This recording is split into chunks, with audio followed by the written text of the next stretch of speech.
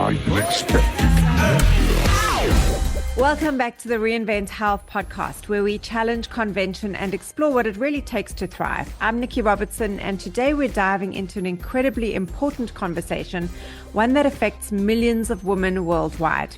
Menopause brings with it unique health challenges, from hormonal imbalances and metabolic shifts to stress and sleep disturbances, not to mention navigating the overwhelming amount of conflicting health advice out there. My guest today is Joe Hoye, a passionate advocate for women's health and well-being. Together, we'll unpack some of the biggest challenges women encounter and explore practical, science-backed strategies to support long-term vitality. So whether you're a woman looking for answers or someone who wants to better understand the woman in your life, this episode is packed with insights you won't want to miss. Joe, welcome to the show. Nikki, thank you so much. Happy to be here. So let's just go straight into your background. What inspired you to pursue a career in women's health coaching amongst everything else you do? That is, that's always the best place to start, especially for me, because a lot of times, as soon as they hear me talk and as soon as they hear what I do, the pitchforks come out, the torches come out, and people are like, hey, this guy's only in it for the money. And it gets pretty clear that that couldn't be further from the truth when you understand my story. And so happy to share it. And it's always nice for me to share. Yeah. So it goes back to when I was 13 years old. Growing up, my mom was my strongest, most consistent role model that I had in my life. And I was an only child. I had two stepbrothers. Sometimes they were at my house over the weekend. Sometimes they were at their mom's house over the weekend. And at 13, my mom saw that I was going down two bad paths. Number one, I was starting to hang out with the wrong kids and make the wrong choices that was just leading me nowhere good. And at the same time is also when I 13, I started to like shoot up in height. I got really tall. I was really thin, never really good at school, never that athletic, super uncoordinated, really didn't have that much going for me. And so a lot of kids kind of took advantage of that and started picking on me. And that picking on me turned into getting bullied. Yeah. And so my mom saw that. She saw that I wasn't super happy. And she's like, hey, buddy, I'm going to go to the gym tonight, just like always. And tonight I'd like it if you came with me. Do you want to come? And the answer to that was really, really obvious, because from what I understood, all the guys at the gym had everything that I didn't, but everything I wanted, right? Yeah. They were muscular. They were confident. They weren't getting picked on, that's for sure. And so I was like, well, yeah, I'd love to go to the gym. And from that first day, I fell in love.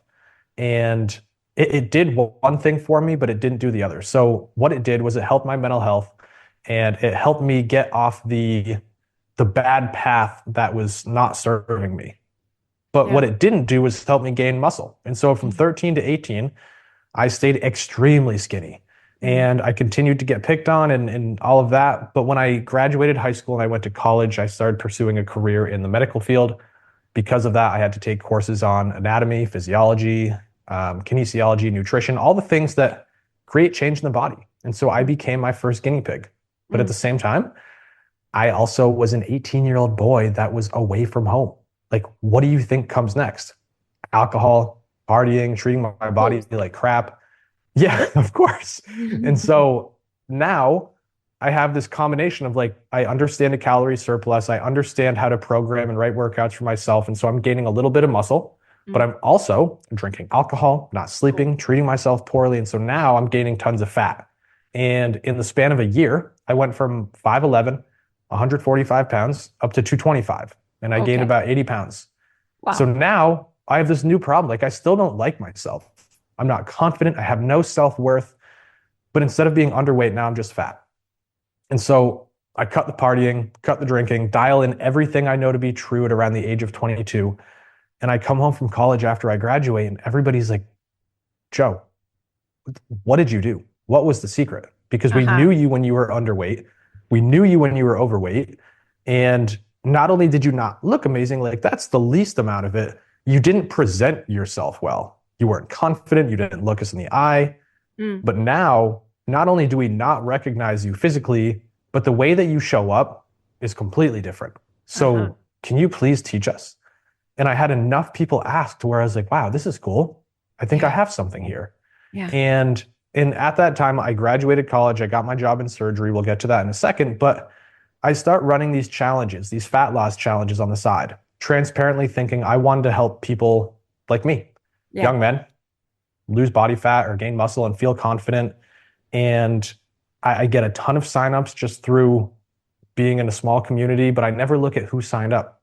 So on that very first day, when I open up Zoom and I start my coaching call to help all these young men, I have a small panic attack because all the faces looking back at me were not young men. They all looked like my mom. And so I was like, God. well, uh-oh. Number one, how did I get this group of people? And number two, what do I do with them? But after the first call, all of that worry went away. Because number one, I had a ton of fun, and so did they. We were all laughing and having a great time. And at the end of the first challenge, everybody got amazing results. And so I kind of came to the conclusion of, you know what, I don't care why or how I got here. I don't care if this is not what I thought I wanted. Yeah. This is in fact what I want. I like this and it's fulfilling. And I think that the reason I brought this crowd in is because going back to something that may not have made sense in the beginning, why I mentioned my mom being my consistent role model is I learned to communicate in a way that resonates with her and her friends. And so I naturally drew in this demographic on accident. And so at the time, these challenges weren't profitable. I was giving away a $500 cash prize every 8 weeks, and I wasn't getting $500 back. And so I was losing money on this. So I had to keep my job in surgery. I was a surgical technologist, which in my small town is helping the doctors set up the operating room sterilely, but we didn't have PAs, we didn't have residents. And so during the procedure, I was also helping the doctor do just about anything they couldn't do with their own two hands. And again, getting pushed in this direction by God, by the universe, by higher power. My higher ups thought it was going to be a really smart idea to take the one male that had this job, one male and 7 other girls. They took me and they stuck me inside the OB and GYN based rooms. Okay. And so I was like, well, okay, here I am again. Like, let's just show up and work. And so for the next 3 to 4 years, I spent 40 hours a week plus on-call emergency surgery, spending time on the female body, learning to understand it with these doctors, and then taking that knowledge and applying it to my ladies outside of work and my challenges. And so now 7 years later, there's been a bit of a transition lately, but this is where I'm at. Like, I love what I do, have a much better understanding than most coaches in the industry. And that's it. I'm just pretty happy doing this. I love this. So there's a couple of themes that I want to dig into with you. And what really stands out for me, and I've spoken to many, many people, I have these experiences myself, is that our early childhood experiences inform who we become in the world. If we let them, if we're conscious enough to let what seems like adversity become our strength. And in my opinion, the people who make the biggest difference in the world are people who've done it the hard way, who've been through the bullying, who've been through the body dysmorphic or the sort of the low self-esteem as kids and as teenagers, but have taken that adversity and that challenge and turned it around and made something good. And there's a cliche that says, you know, you can only connect the dots looking backward. And listening to your story, it's very apparent that this was your path, it was your calling, it was your destiny. And I think, you know, that's why it resonates for people, because it's all very well going to a trainer who's a trainer. And there's lots of really good trainers out there, and many, many trainers do it all for the right reasons. But then there's somebody who has that extra bit of something, who comes from a different place. And like you said, you attracted a totally different audience because you didn't realize that this is where you're actually comfortable. So I love your story, and I love the way it almost wants to pay it forward. It's what when you go through these experiences, and I did it myself, when you learn that actually your health, your body, and your destiny is all within your own control, you cannot help yourself. You have to pay it forward. And we don't make money in the beginning because how do you put a price on that? So what were your early challenges when you were first putting together your challenge, other than the fact that it was costing you money? What were your biggest lessons? My God, so many. Real quick, I wanna just back up what you said. And I think that 9 times out of 10, you're so right. Pain becomes purpose, right? And I think that that's true because, well, I mean, God, it was so painful to us that we don't want somebody else to experience those things. Yeah. And so we work so hard to help people avoid it. And I think that's what still fuels me today, because to answer your question, like, one of my biggest struggles in the beginning is I wanted people to come to me for 8 weeks And I never wanted to talk to them again. And it's not because I didn't like them, but it's because I wanted them to get a result and not need me. And so one of my biggest problems early on is, look, transparently, I was a new coach and I didn't know what I know today. And so I was doing these unsustainable practices that current Joe hates, right? Big calorie deficits, exercise that wasn't logical. And I created huge results in 8 weeks. But then 16 weeks later, the same person would come back and sign up again. And I would say, hey, look, I love you. I had fun with you. I understand where you're at, but why are you here? And it's because they're like, well, I fell off. I couldn't do it. And I was like, okay, well, enough people came to me and said that, and that was a huge problem. So then I had to dive back in. I had to re-educate. I had to re-understand and see where I was going wrong. So that was problem number one. And then problem number two was kind of what I alluded to before as a joke, because now I couldn't care less. But before, I had so much judgment of like, who is this guy? At the time, I was 23, 24, 25 years old, helping 50-year-old women. A lot of people had a lot of negative thoughts. And like, this guy's only in it for the money. He doesn't care about me, X, Y, Z. And like, again, like coming from that past of bullying and low self-worth, that combination really affected me mentally. Sure.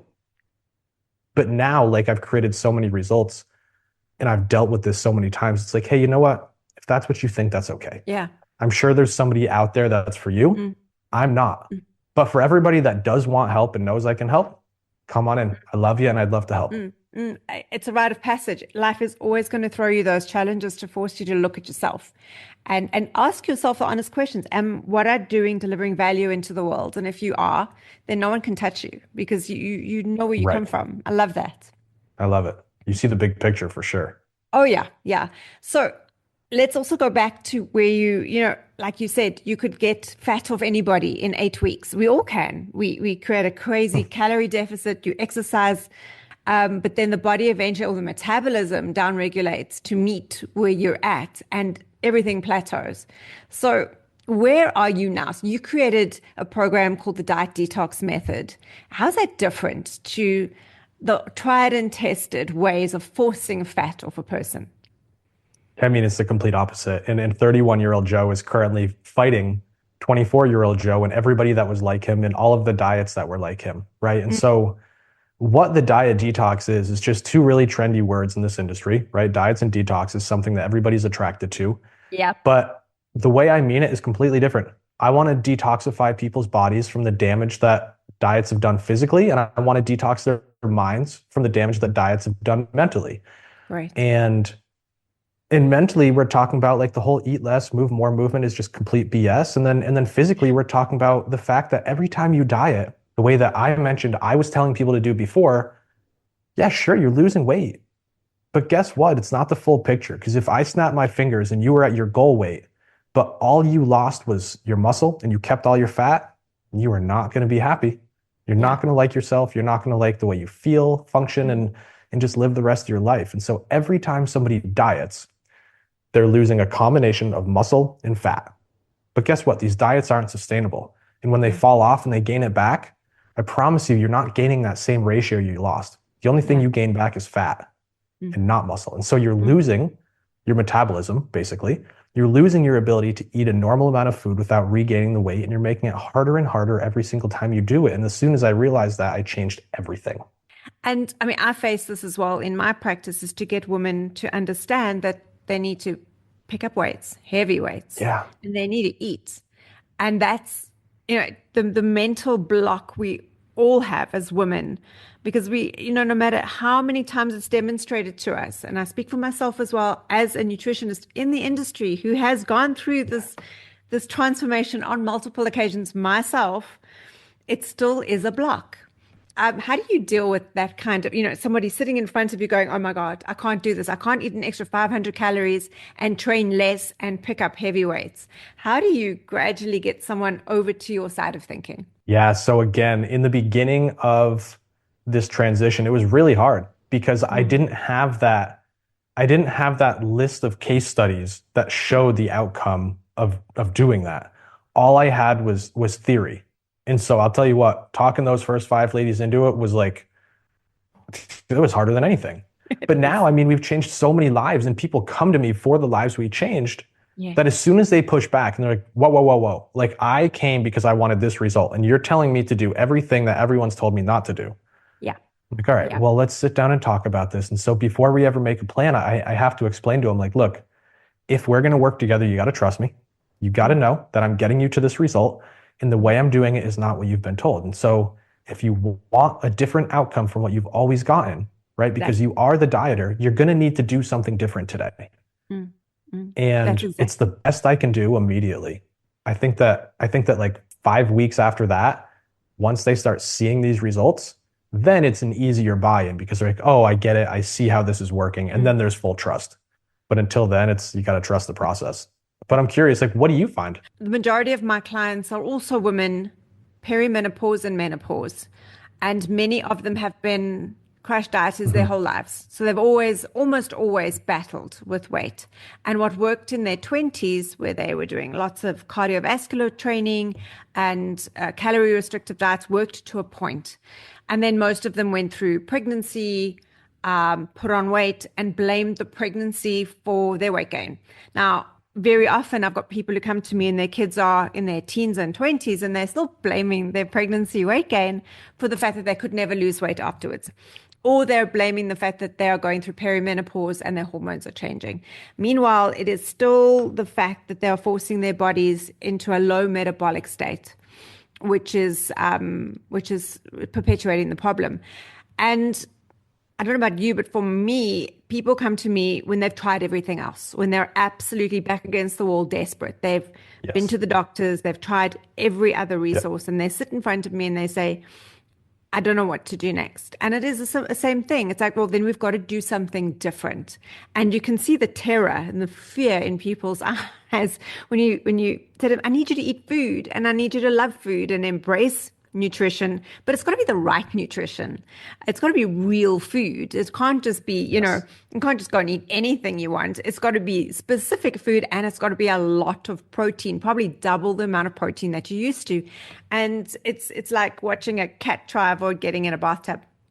But again, it's trust the process, and within 2 weeks, you have got a completely different mindset because most women come back to me and they go, well, I'm exercised moderately. I didn't try and kill myself in the gym and I'm eating more than I ever have. And I'm actually loving the food I'm eating. And people are complimenting me because I look well and I feel well and I'm sleeping better and my clothes are feeling, bigger on me. And without fail, this happens 9 out of 10 times where people do follow the process. So it is a case of trust.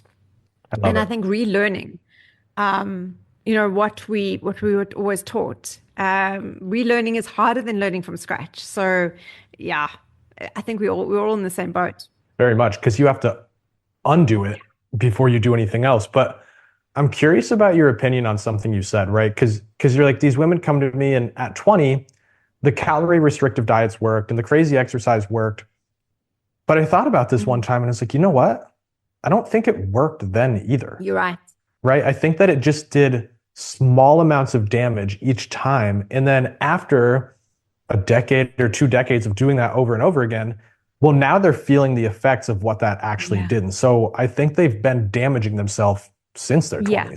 And many women or even guys, their metric for measuring results is what's going on the scale, not necessarily looking at body composition. So you are cutting calories and you're overtraining. And yes, the scale weight is going down because you're cutting out carbs and you're really losing water and you're losing muscle. You're not actually quantifying what's really going on there. So you're seeing a drop, but it's not actually anything that's going to sustain your efforts in the future. So this is another re-education process. Yeah. So I love it. I couldn't agree more. So you work specifically or mostly with women over 40, women heading towards perimenopause and menopause. What are you, we've spoken through a lot of this already, but what do you think are the biggest challenges for that group? Just by way of example, when a woman comes to you and go, well, I'm going through menopause, it's impossible for me to lose weight. How do you tackle those perceptions and misconceptions? Yeah, absolutely. And we can talk about this in a second, but I made a slight course correction and a slight update in what I'm doing. But to answer your question in terms of like what was your question? It's like, what do they do, what do we think they're doing wrong immediately? Or how do we readdress their weight loss? How do we break that perception that it's impossible to lose weight because of hormones? It's Mhm. almost like it's a cop out. It's an excuse. I'm perimenopausal. Yes. I can't lose weight. Like, how do we change that thinking? I'm so glad you Mm, said that because I have the exact same mm, belief. Because it's easy, right? It's easy to blame something that we have no control over in terms of why we can't accomplish yeah. XYZ goal. But the one thing I'll say, and it's very easy to get past this, it's like, okay, cool. So let me just understand this real quick. You think that right now, because you're in perimenopause, menopause, or postmenopause, your hormones are so out of whack that you currently do not have the ability to lose weight, Right. right? Like, yes, right. Okay, awesome. Now, can you show me your food log for the past 30 Yes. days? And can you show me your exercise consistency, how often you go, and how you've followed progressive overload for the past 30 days? Not a single person can. So it's like, okay, well, if you're not doing the foundational things that scientifically we know create results, how are you going to point the finger at something more advanced? Simple as that. Yeah, I agree with you. And always, they're not, no one, very few people are really being consistent with the basics. And this is where it begins and ends. And I defy anyone to not get success if they are, in fact, being consistent with the I think the basics. problem with that is the basics have been evolved into advanced protocols that don't need to be, right? I think basic things need to remain basic. We don't need to overcomplicate the nutrition side. We don't need Yeah, to make the gym or weight training scary for women, right? You can do it in your living room. You can do it in your bedroom. exactly. You don't need to track every single macronutrient. Like we'll have our ladies track protein and calories. And if you get close, that's great. We don't need Yeah. perfection. We don't need the all or nothing mindset. I just need you to be a little bit better than you were yesterday. And if you can do that, you've won. Yeah, I love that. I mean, simplicity, when I work with my clients, I love to break it down into absolute simplicity. If you can do nothing else, get 8 hours of sleep and eat more protein than you think is necessary. And Yes, that alone will give you results. It's like the most simple concept because if you are getting enough rest, you're not going to crave sugar as much. Probably not going to reach for the alcohol because you're less stressed. And if you're focusing on protein, you're building muscle and you're not going to crave sugar again. And that will it'll just give you results off the bat without even trying too hard. absolutely. And I mean, we're not even talking about just physical, Mm, visible results. We're talking about quality of life results. Like, hey, guess what? You're going to stop snapping at your husband and you're going to sleep better and you're going to focus better at work and you're going to have less cravings and you're going to have a more enjoyable life. And by the way, by cutting your gym time down from 6 or 7 days a week to 3 or 4, you can now spend time with your friends or your kids or your family. And like, you're going to love your life while you do this too. And I like what you said about cutting gym back because, again, a perception is if you're going to lose weight, you have to train every day and you have to train hard. No, it's exactly, you train 4 times a week. And even if you train for 20 minutes 4 times a week, you're going to see better results because you're not breaking yourself getting That's to the exactly gym. it. And I mean, I think the point that a lot of people miss about exercise is that it's actually something that makes us worse, right? If all we did was exercise, then all we do is break our body down. The thing that is good about Yeah. exercise is when we pair it with recovery, right? Because if we're strength training, we're creating these little tears in our muscles, and we know that a muscle tear isn't good, right? But they're so small that our body every single night has the ability to rebuild them back, not just to where they were, but a little bit stronger. Mm, And so if you're exercising, AKA mm, breaking your body down more than you're building it up, you're making yourself worse. But if you build it up more than you break it down, mm. that's where you get better. And you can only do that by taking some damn time off from the gym. I see this with the athletes that I do work with as amateur athletes, not pro athletes. Mhm. So guys who like to do their marathons and the triathlons, and they cannot understand why they're not progressing, why their times are not improving, why they are not recovering, why they're getting ill. Now, if you look at a pro athlete optimizes for recovery. There's more recovery going on than there is training with a pro athlete. But the amateur athlete and the everyday sort of guy in the street doesn't realize this. And I love that you said, we've got to focus on recovery. There's not enough importance played on, I think, recovery in life in general, recovery from overworking, recovery from overthinking, recovery from overtraining. We don't think about it in terms of how we need to recover. It's really, I think, a key part of the message. it's massively a key part of the message that nobody talks about. And again, going back to pain and purpose, like Yeah. it took me a long time to realize that. And I was well into my coaching career, to be transparent with you, when I realized that, right? This was probably 3 to 4 years ago where I was like, wow, I'm taking more time off from the gym and I'm watching myself get better, like physically, and look better physically while I also feel better mentally. There's something Yeah. to this. And so as soon as we implement that with our clients, it's like, boom, now results are even better than they were, you know? Mm, mm. No, yeah, exactly. When I did back in, wow, it was the early 2000s, probably 2003, I did the Body for Life challenge. And people look at my before and after pictures and they go, you must have spent your life in the gym. And the truth is, that training program is a total of 3 hours a week in the gym. And it's 3 hours a week. It's broken up into 45-minute weight training sessions and 20-minute cardio sessions split over 5 days. So it's actually very little time, but I'd lost probably half my body fat in 3 months Wow. with a very simple, non-invasive, kind program. And people look at that picture and they look at me and they hear me say this, I was only in the gym for 3 hours a week, and they go, nah, they just can't believe it. But this is true. This is the secret. Absolutely. And so then that is going to tie us into the next part of the conversation where people might be thinking, okay, Nikki, okay, Joe, like that's great, but my life's so crazy, I don't have time for this. And Okay. so that's where we're like, well, you actually do, because you can actually add time back into your life by going to the gym less. You can Yes. add time back into your life by not overthinking your nutrition, Yeah, right? And that's how it gets even easier. it does. It does. So, Joe, what are your thoughts on fasting? It's been the rage for a good couple of years now. What are your thoughts? And I mean, I'll share with you what I think, but when somebody comes to you and they go, I've tried intermittent fasting and initially it worked and now it doesn't work. How do you advise somebody around that? It's so funny you ask me this, because this morning on my Facebook, I made a post and I said, okay, guys, assume you're just starting to lose 20 pounds. What's the first thing you're going to do? And I had 3 people comment in some form of fasting. Like, I would start fasting, intermittent fasting. I would probably starve myself. Uh-huh. And so then I asked them, because I know these ladies well and I know they've done it before. And so I commented under and it's like, okay, thank you for your input. How has that worked for you before? And every single one of them was like, not good. And it's like, Yeah. okay, then let's not be the definition of insanity. And so, number one, we have 3 case studies right there that have fasted and still are not where they want to be. So that's not great. But to be realistic, I think that it can work for some people. And if it does, then good for you.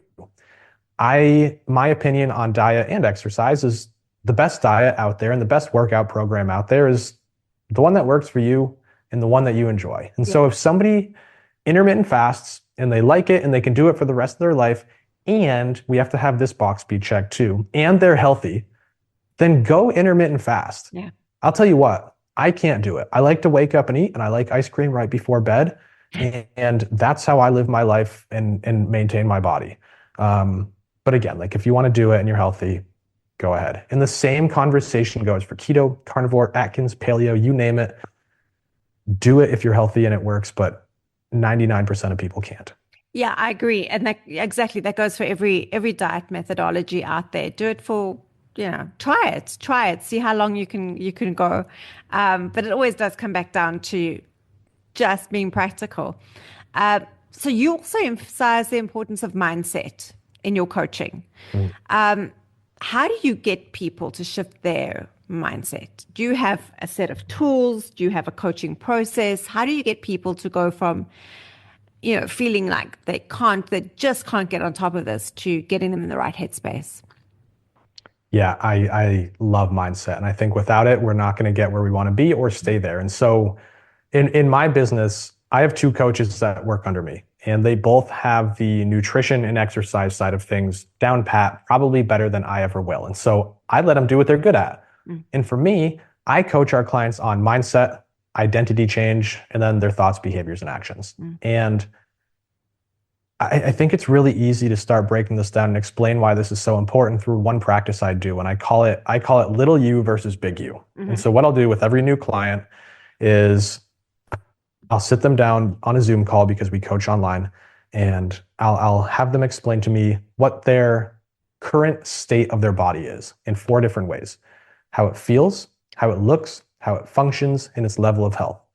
And these ladies are coming to me for help, right? And so generally their body's not exactly where they want it to be. Mm-hmm. So a lot of these things are negative. Mm-hmm. And I'll say, okay, cool.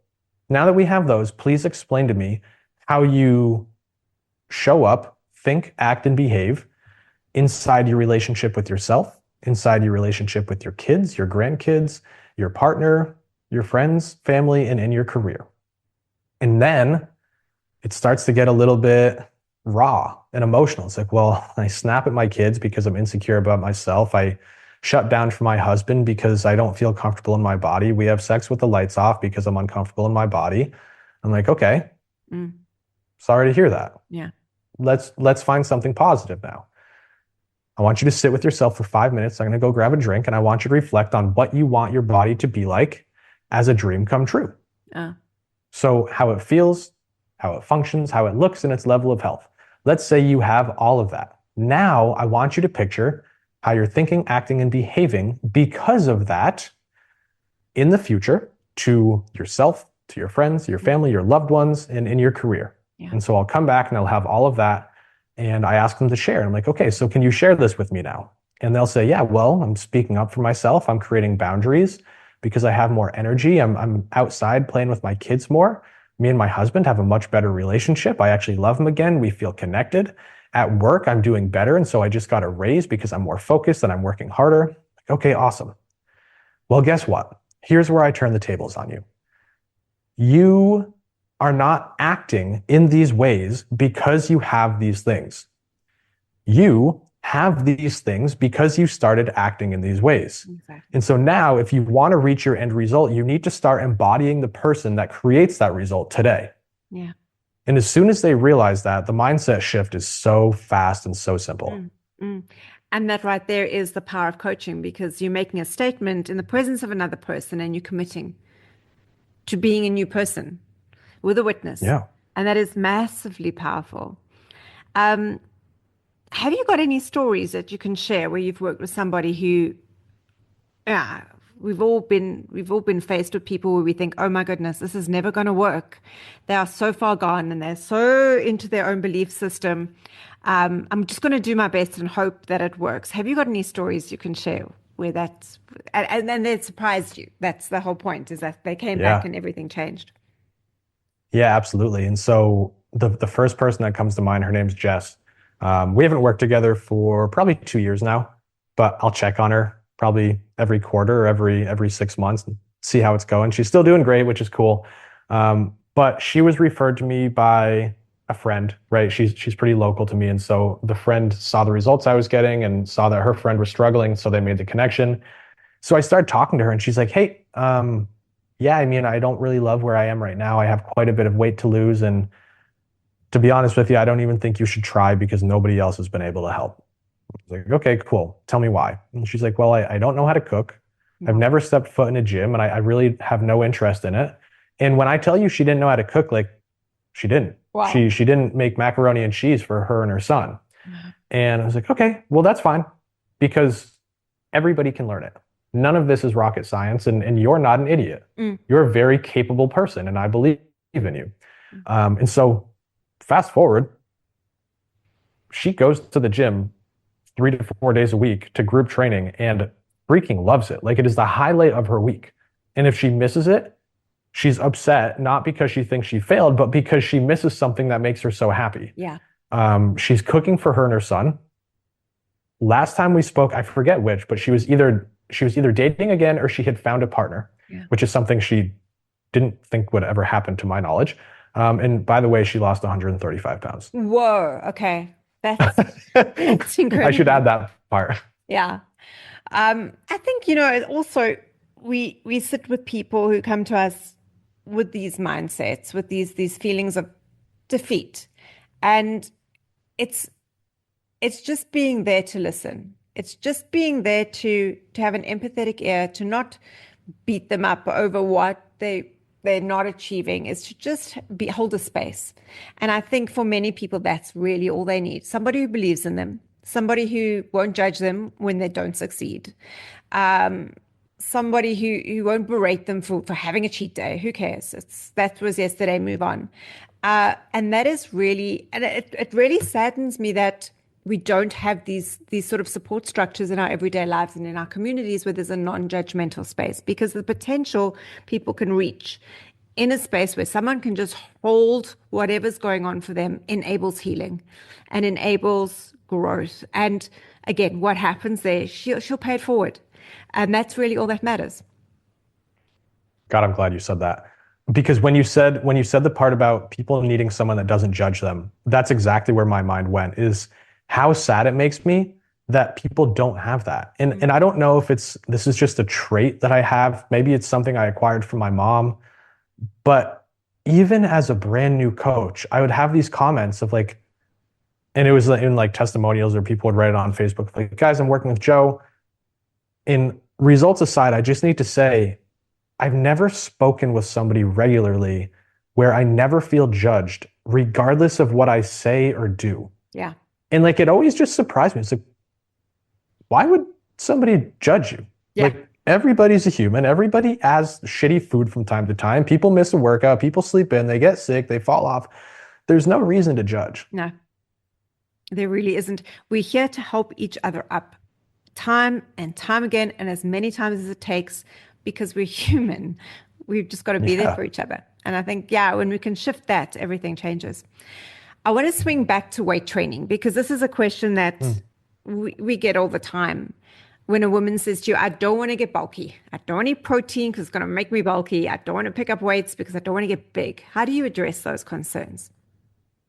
So number one, in order for somebody to get bulky lifting weights, you also need to be eating in a calorie surplus. Right. And 99% of the women that come to me, if they come to me at first and they don't have the ability to lose weight, they'll eat at maintenance. If they do have the ability to lose weight, they'll eat in a deficit. And so scientifically, like, you're just not going to get massive by not giving your body the calories it needs to grow bigger. Number two, the female body and the male body are built drastically different, with different frames, different skeletal muscle, different hormones. And so that's working against you. And the biggest thing that people need to realize, if you're even 30, but 40, 50, and 60, and you're a female, is at 30, you started naturally losing muscle mass year after year. That's just how life goes. At 40, the rate of muscle mass you lose is 1% annually. Once you get to 50, it's 2%. And once you get to 60, that's 4%. Sure. And so if you're lifting weight, the only thing you're doing is damage control, right? You're simply telling your body to keep as much as possible, not even to add, but you're just fighting back against the forces of nature. And so you're not going to get massive. Yeah, exactly that. And do you think eating practices or dietary advice for women should be different to men, given the fact that we are so different? Yeah, I almost brought this up earlier. It's something I said on a podcast, and I don't know how people are going to take it because that podcast hasn't come out yet, but I'll say it again here. Yeah. I don't think that men and women should be treated that much different when we're talking about these sorts of changes. Obviously, because of muscular differences and size differences on average from the male and female body, the calorie ranges, the amount of calories that men and women eat are going to be different. But if we look at the ratio of calorie deficits and the amount of exercise they need and the amount and the type of exercise they need and the protein they need and all the foundational rules, I don't think it's that different across the board, but I'd love your opinion. Yeah, it's not really different. So, I mean, from my perspective, with everybody, it's a gram per pound protein. That's a standard. In our language, it is 2 grams per kilogram of total body weight, not desired lean body mass. And the reason we peg it high is because people don't reach that level anyway. So we peg it super high in the hope that they will get halfway there. And that is across the board for men and women.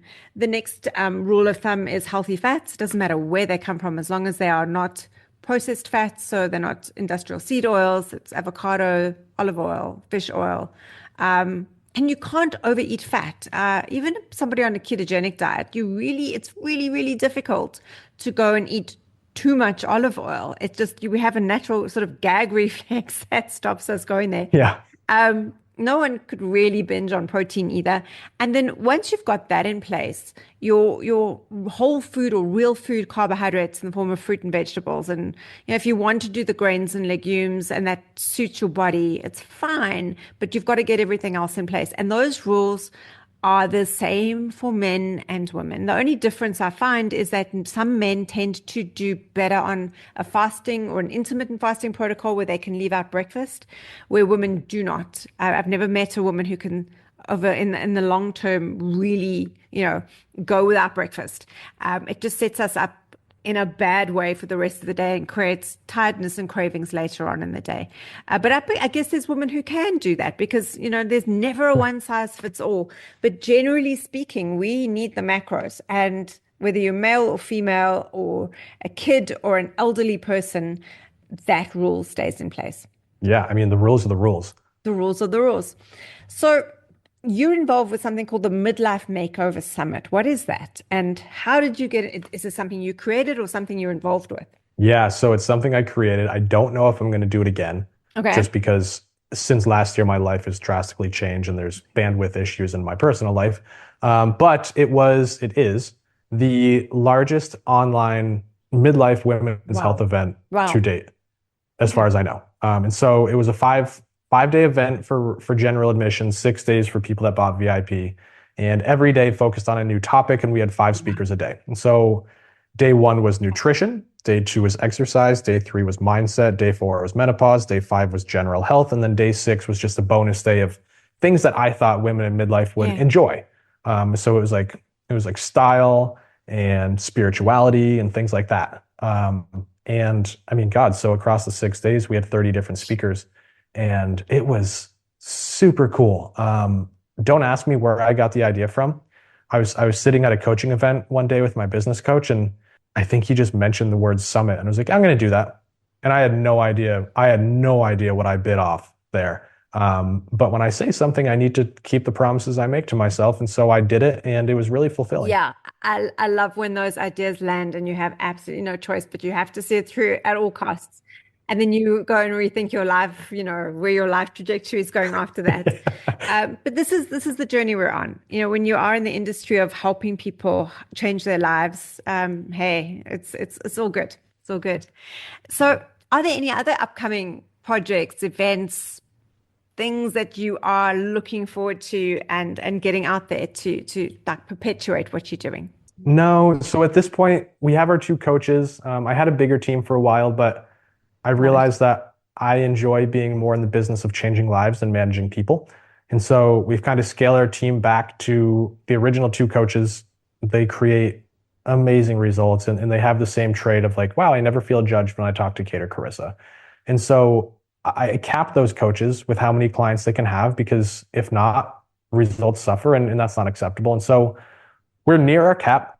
We will reach that. And when we do, the goal is just help as many people as I possibly can. Like, my coaches can put food on the table and live a great life. I can do the same thing. And so if that's true, I just want to help as many people as possible. And so I've created a couple of resources there. Going back to the diet detox, I wrote a book on it. That's free for everybody that's like, I wonder if this is what I need. It's free. Go get it. I have a Fix Your Fat Loss quiz that will actually tell you if you need that book or not. So that's probably the best place to start. Okay. So where can people find you? I know you're all across social media, but where's the sort of the main hub if anyone's, and I'm sure there'll be plenty of people listening who would just love to get in contact. Absolutely. So again, like Facebook, Instagram, just search Joe Hoye, and that's super easy. And then after that, I have a Facebook group called Diets Don't Work. If you search that, you're welcome in. And I think those are the 2 best ones. All right, so I'm going to put all of those links in the show notes, and all the strength to your endeavors, Joe. I think you're doing an incredible service to humanity and giving people hope and helping them change their lives. Thank you so much, Nikki. This was a really fun conversation. I appreciate it.